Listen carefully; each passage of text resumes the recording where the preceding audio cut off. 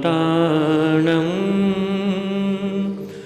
ॐ नमो श्रीसेनानम् ॐ नमो आयर्यानम् ॐ नमो वज्रायानम् नमो लोयसविसाहुणम् एषो पञ्च नमोकारो एषो पञ्च नमोकारो सर्वे पावपनाशनो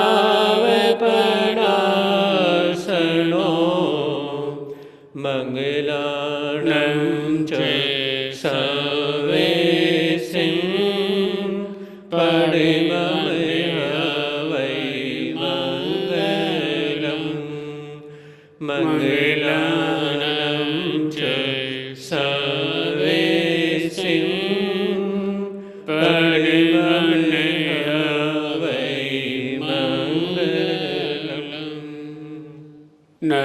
नमस्ते गरे तुमको महावीर प्यारे नमस्ते गरे तुमको महावीर प्यारे नमस्ते गरे तुमको सिद्धार्थ दुलारे नमस्ते गरे तुमको सिद्धार्थ दुलारे नमस्ते गरे करे जो करे दावादाय नमस्ते गरे करे जो करे दावादाय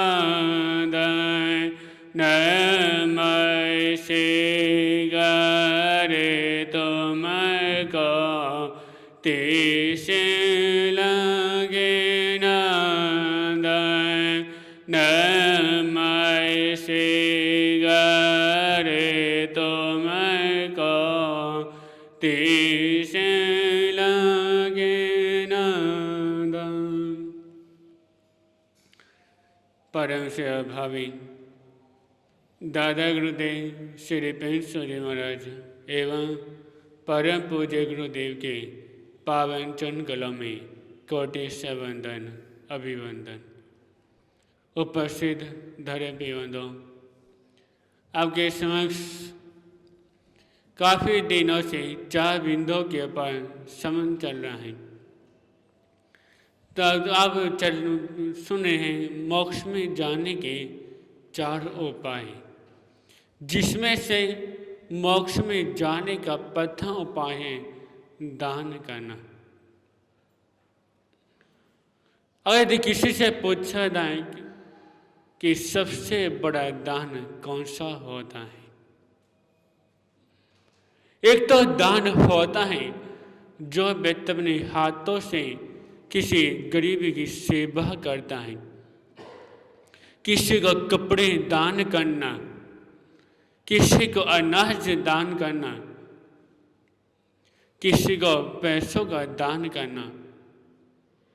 इन्हें कहीं किसी धर्मस्थान में कोई कार्य चल रहा है, माँ पे सहयोग करना, ये बहुत बड़ा दान होता है। जब किसी जगह जब किसी का पत्थर लगाया जाता है किसी धर्म स्थानों में, वो किसका, जो व्यक्ति अपने खुले हाथ से जो दान करते हैं, तो उन्हीं का धर्म स्थानों में कई पत्थर लगाया जाता है। पर ये दान तो होता ही है, पर दान से बड़ा सबसे बड़ा दान एक और होता है, वो होता है अभय दान। इन्हें दूसरे के जीवन को बचाना सबसे बड़ा दान ये होता है। अधिक कोई व्यक्ति किसी की सेवा ना करे तो वो चल जाता है, और यदि कोई किसी जाने दे बचाए तो सबसे बड़ा, इससे बड़ा कुछ नहीं हो सकता। अधिक जब किसी को पता चल गई कि ये व्यक्ति मुसीबत में है, ये परेशानी में अनेक व्यक्ति उसको परेशान कर रहे हैं, तो उनको बचाना सबसे बड़ा दान ये होता है। अधिक व्यक्ति जब दूसरों को एक दुश्मन से जब बचाता है तो व्यक्ति पूरी जिंदगी उसको याद करके चलता है कि इस व्यक्ति ने मुझे मेरे दुश्मन से इसने मुझे बचाया है। इसलिए कहा गया है कि संसार में सबसे बड़ा अभयदान को माना जाता है। और जब यदि जो दूसरों के जान को बचाता है उसके ऊपर क्या कुर्बानी होती है, अन्य व्यक्ति उसको कैसे याद करते हैं। श्रावस्ती नगरी में एक बहुत बड़ा चोर था, और जो चोर था सभी घरों में जब उसको क्या करना, चोर ही करना। और जो वहां के जो राजा थे, अब वे धीरे धीरे करते शिकायत राजा के कानों तक पहुंच जाती है कि मेरे नगरी में श्रावस्ती में बहुत बड़ा चोर है। अब राजा ने तुरंत सैनिकों को आज्ञा देकर उसको पकड़ाते ले रहे।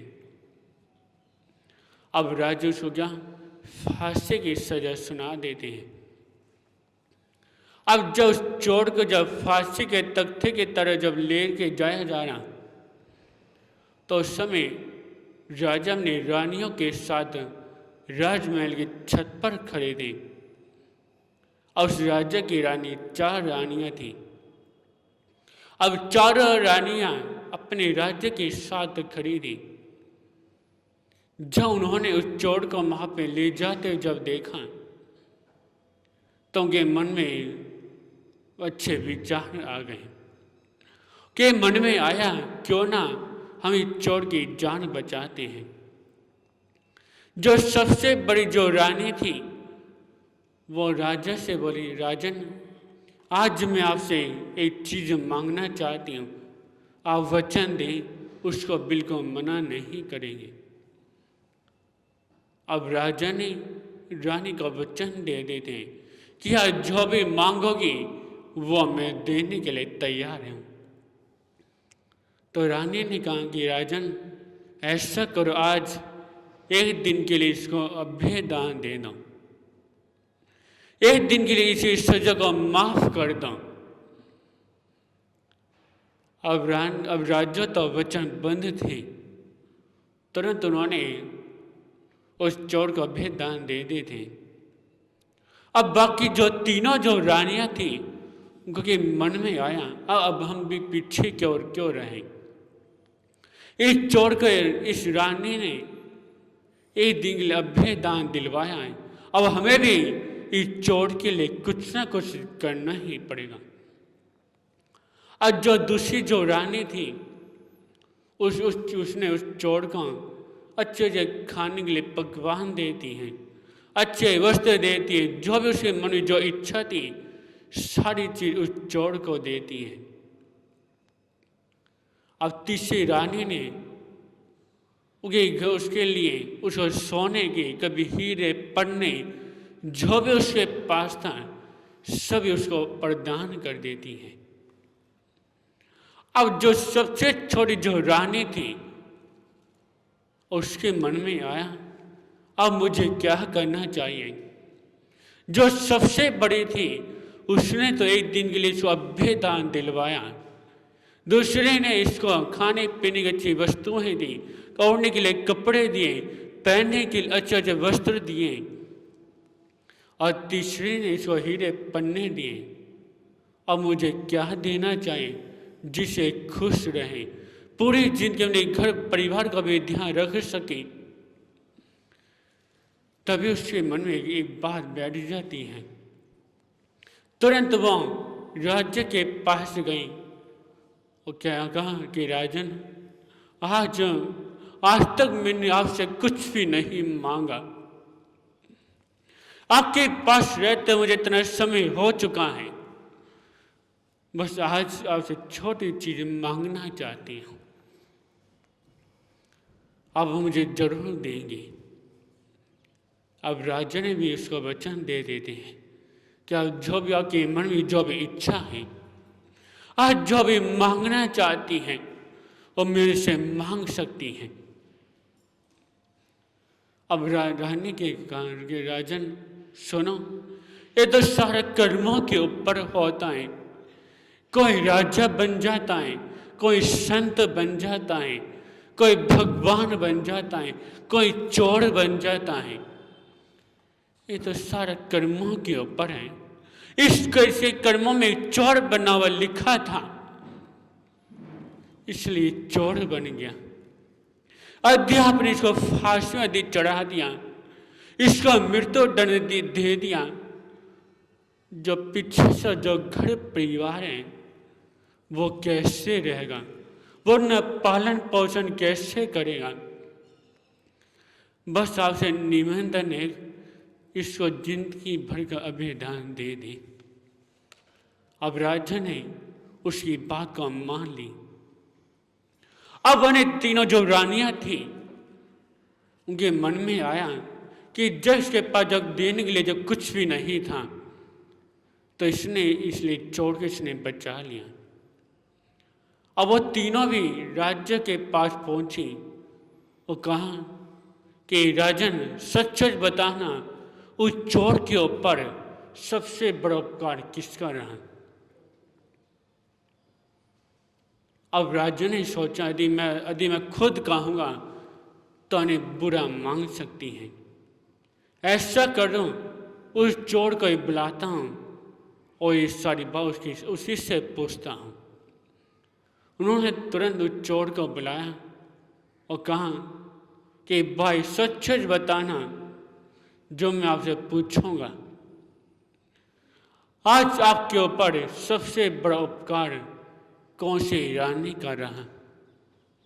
तो उसने कहा कि राजन, मैं सच कहूँ, मेरे ऊपर सबसे बड़ा उपकार आपकी सबसे छोटी रानी का रहा है, जिन्होंने मुझे अभय दान दिलवाया, जिन्होंने मुझे मेरी जिंदगी को बचाया। यदि मेरी मृत्यु यदि हो जाती तो मेरे पास इसमें से कुछ भी नहीं रहता। ये तो मैं जिंदगी अपने आप में सब कुछ प्राप्त कर सकता हूँ। इसलिए मेरे ऊपर सबसे बड़ा उपकार आपकी सबसे छोटी रानी कर रहा है। इसलिए कहा गया है कि इस संसार में सबसे बड़ा दान अभय दान होता है, यानी दूसरों की जिंदगी को बचाना, दूसरों की रक्षा करना, दूसरों के प्राणों को बचाना, सबसे बड़ा अवदान ये होता है। तो इसलिए आप सभी से कहना चाहता हूँ, हमेशा दूसरों की रक्षा करें, दूसरों के काम आएं। यदि आप समय में दूसरों के काम आएंगे, दूसरों की रक्षा करेंगे तो आने वाले समय वो भी तुम्हारे काम आएगा। आज इतना ही। ओम शांति।